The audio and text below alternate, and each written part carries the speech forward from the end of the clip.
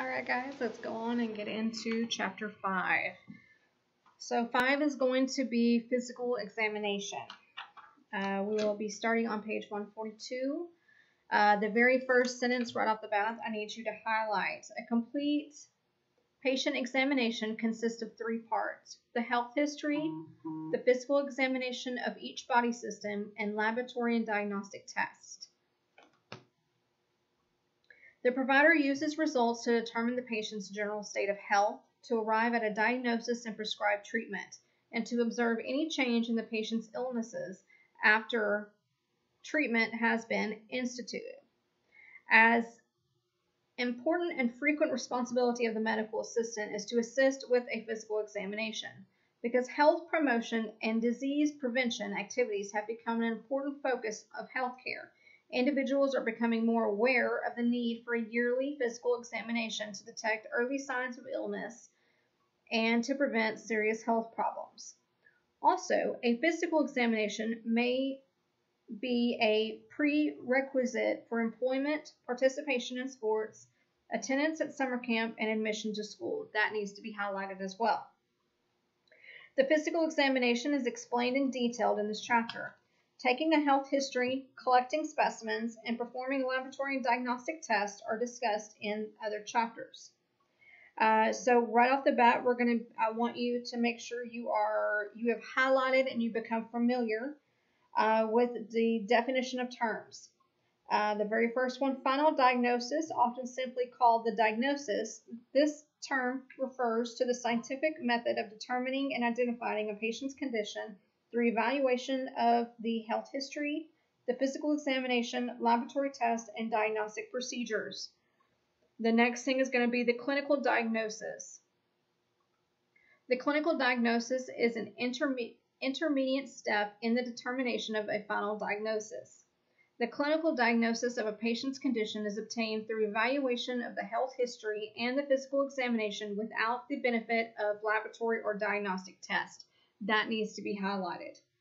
You also are going to want to highlight where it says differential diagnoses. 2 or more diseases may have similar symptoms. The differential diagnosis involves determining which of these diseases is producing the patient's symptoms so that a final diagnosis can be established. For example, streptococcal sore throat or pharyngitis have similar symptoms. A differential diagnosis is made by obtaining a throat specimen and performing a strep test. You are also going to need to highlight the prognosis. The prognosis consists of a probable course and outcome of a patient's condition and the patient's prospects for recovery. Highlight risk factor. A risk factor is a physical or behavioral condition that increases the probability that an individual will develop a particular condition. Examples are genetic factor, habits, environmental conditions, and psychological conditions. And down below, you need to highlight, for example, cigarette smoking is a risk factor for developing lung cancer and heart disease. Now we're going to go on to acute illness. Please highlight that acute illness is characterized by symptoms that have a rapid onset, are usually severe and intense, and subside after a relatively short time. Unlike chronic illness, which you need to highlight, a chronic illness is characterized by symptoms that persist for longer than 3 months and show little change over a long time. For example, diabetes, mellitus, hypertension, and emphysema, those would be considered chronic illnesses. Therapeutic procedure. Please highlight a therapeutic procedure is performed to treat a patient's condition with the goal of eliminating it or promoting as much recovery as possible. We're going to go on over to page 144. In table 5.1, I want you to highlight the item otoscope and the description and purpose. And I want you to highlight an ophthalmoscope and the purpose, and a speculum and its purpose. We're going to go on down to preparation of the patient. It is the medical assistant's responsibility to prepare the patient for the physical examination. After greeting and escorting the patient to the examining room, the medical assistant should identify the patient by asking the patient to state his or her full name and date of birth. Please highlight that part. Now we're going to go on over to measuring weight and height. The medical assistant routinely measures the weight and height of many types of patients. The process of measuring the patient is mensuration. A change in weight may be significant in the diagnosis of a patient's condition and in prescribing the course of treatment. And then I want you guys to highlight where it says that prenatal patients are weighed during each prenatal visit to assist in the assessment of fetal development and of the mother's health. That needs to be highlighted. In the very next paragraph, you need to highlight where it says an adult's weight usually is measured during each office visit. An adult's weight is typically measured only during the first visit or when a complete physical examination of the patient is requested. You need to also highlight where it says children are weighed and their height. Children are weighed and their height or length is measured during each office visit to observe the pattern of growth and to calculate medication dosage. I want you guys to make sure that you are familiar with the figure 5.2, which is the body mass index. I want you to also understand the table 5.2. It kind of helps with understanding the BMI. If we go on over to page 149 where it says the guidelines for measuring weight and height, I want you to, again, make sure that you're becoming familiar with every part of each chapter and all of the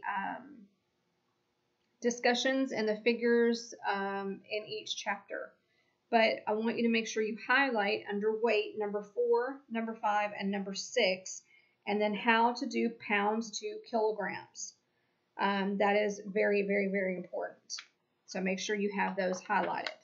We're going to go on over to page 150 in chapter 5. You need to also highlight number 3 and number 4. And then again, make sure you're familiar with the figure in that, which is the 5.4. It's just a continuation from the previous one. All right, now we're going to go into, on page 153, under body mechanics, you need to highlight daily activities in the medical office sometimes carry the risk of acute or chronic musculoskeletal injury. Because of this, the medical assistant should have a thorough knowledge of the principle of proper body mechanics and know when to use them. Please highlight where it says body mechanics is the use of the correct muscles to maintain proper balance, posture, and body alignment to accomplish a task safely and efficiently without undue strain on muscles or joints. That needs to be highlighted. If we go on over to page 154, you're going to notice figure 5.6, which is the vertebrae column. I would become very familiar with that. It basically outlines the spine. If you look under number 4, there is a sentence that says the vertebrae column has 4 curvatures. These curvatures increase the strength and resilience of the vertebrae column and include the cervical curvature, thoracic curvature, lumbar curvature, and the sacral curvature. All of that needs to be highlighted. If we go on down to where it says principles, there are some basic principles related to proper body mechanics that should be followed. I am not going to read each and every one of these, but I do want you to highlight the following. Number 3, number 5, number 6, number 8, number 10. And then I want you to go on over to where it says application of body mechanics. You do need to become familiar with standing, sitting, and lifting. But under lifting, please highlight 1, 2, 3, and 5 and become familiar with that. And then if you also will look in figure 5.9, that is a great example of what to do and what not to do. If we go on over to positioning and draping on page 156, correct positioning of the patient facilitates the examination by permitting better access to part being examined or treated. The basic positions used in the medical office are sitting, supine, prone, dorsal recumbent, lithotomy, Sims, knee to chest, and Fowler. The position used depends on the type of examination or procedure to be performed. More than one position may be used to examine the same body part during the physical examination. The sitting and supine positions are both used to examine the chest. It is important to know the correct position for each examination or treatment. When positioning a patient, the medical assistant should explain the position to the patient and assist the patient in attaining it. The medical assistant should make sure to use proper body mechanics when positioning a patient to avoid musculoskeletal injuries. It is important to take the patient's endurance and degree of wellness into consideration when positioning him or her. Patients who are weak or ill may be unable to assume a position and may require social assistance in attaining it. Some positions, such as lithotomy and knee to chest positions, are embarrassing and uncomfortable. A patient should not be kept in these positions any longer than necessary. Some patients, especially the elderly, become dizzy after a time in certain positions, such as knee chest position. These patients should be allowed to rest before they get off the examining table. The medical assistant should also assist patients off the examining table to prevent falls. Please highlight where it says the patient is draped during positioning to provide for modesty, comfort, and warmth. And in procedure 5.2, that is the sitting position. If you look on page 158, you are looking at the supine position. And on page 159, you're looking at the prone position. I do want you to highlight where under the where it says the outcome. Please highlight where it says the prone position is used to examine the back and to access extension of the hip joint. Procedure 5.5 on page 160 is the dorsal recumbent position. 5.6 is the lithotomy position. Please highlight where it says in the outcome, the lithotomy position provides maximal exposure to the genital area and facilitates insertion of the vaginal speculum. On page 162, you're looking at the Sims position. Please highlight in the outcome where it says the Sims position, also known as the left lateral position, is used to examine the vagina and rectum to measure rectal temperature, to perform a flexible sigmoidoscopy, and to administer an enema. And then if you look on page 163, you have the knee chest position. And then on 164, you have the Fowler position. Now we're going to go on to page 165 as we're going to do the wheelchair transfer. I do want you to make sure, again, you're reading all the chapters. I'm only going to hit on the highlights that you need to make sure you're highlighting in your book. So we're going to go to, it's going to be the second paragraph and the last couple of sentences. I want you to highlight where it says the belt provides the medical assistant with a secure grip for holding onto the patient and controlling the patient's movement. This makes the transfer more comfortably for the patient because the medical assistant will not have to grasp the patient around the rib cage or under the axilla to make the transfer. Using a transfer belt also reduces the chance of the medical assistant hurting his or her musculoskeletal system. Please highlight all that. Page 166 and 167 kind of show you the views on how to transfer a patient from the wheelchair using the belt. Again, it continues on 168 to 169, transferring the patient to the table and back to the chair. If we go on page 170, we have the assessment of the patient. We're going to be looking in the second paragraph and on the second sentence. I want you to highlight where it says, with an EMR, the provider uses free text entry, drop-down list, and checkboxes to document findings on the screen of a computer monitor. The EMR program uses this information to generate the physical examination report. If we go over to the other side, on page 170, the very last sentence, I need you to highlight.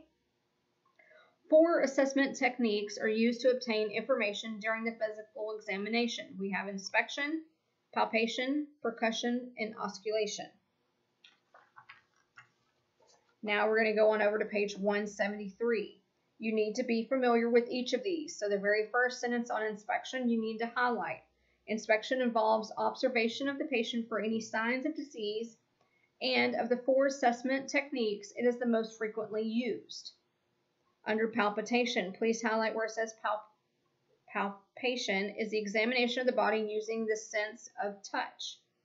Then you have light and deep palpations. Please highlight both of those meanings.